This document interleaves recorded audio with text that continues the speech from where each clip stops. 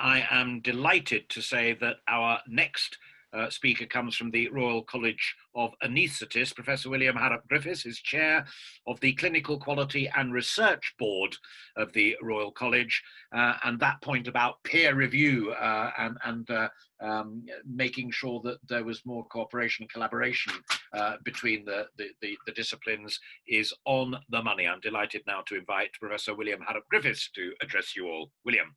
Alistair, thank you very much indeed. I've been asked this evening specifically not to be partisan and to look to the future, but I make no apology for being a little bit partisan and taking a little bit of a snapshot of the present, much in the way that Sarah Clark did.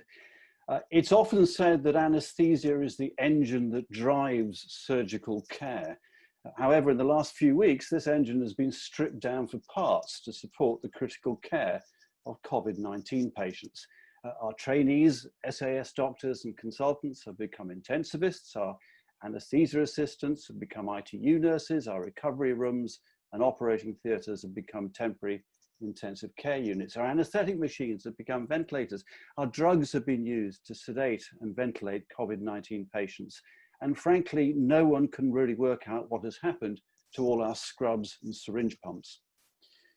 We as a college completely support a return to planned NHS activity and a seizing of the changes that have been forged in recent weeks.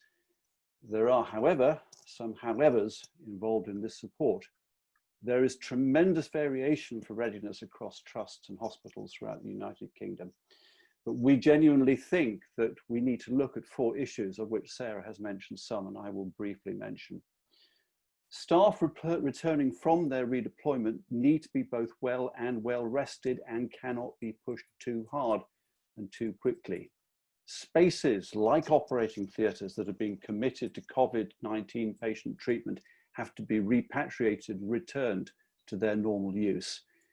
Before we can innovate, we need more basic stuff to do what we do at the moment. I won't go on about the shortage of PPE, only to say it is real and it is still present.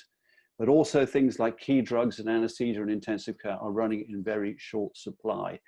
Without adequate reserves and secure ongoing supplies of the stuff we actually need, we're going to find it a little bit tricky, a little bit of a challenge to be able to leap forward.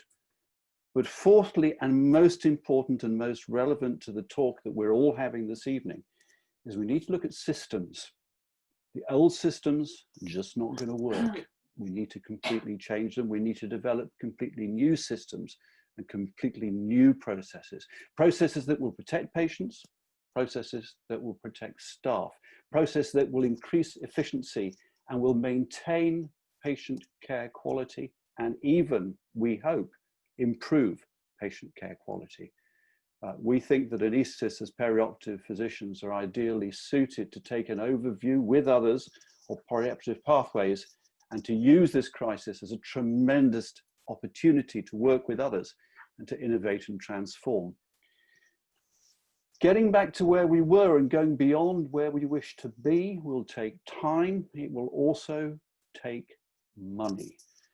We as the Royal College has asked the Department of Health and Social Care to create a transformation fund to support this work of innovating, transforming, and even reimagining large parts of NHS services in the wake of COVID-19. We want to innovate, we want to go forward, but unlocking the NHS will take substantial support. William, thank you very, very much indeed. And just very quickly, because I don't want to sneak over the time, but that last point that you were making, a number of people have already pinged in saying, the truth of the matter is at the front line, we are simply working too hard at the moment to innovate. We are just getting from one phase and one case to the next one. And I merely pass that out there because that is what a number of people have said.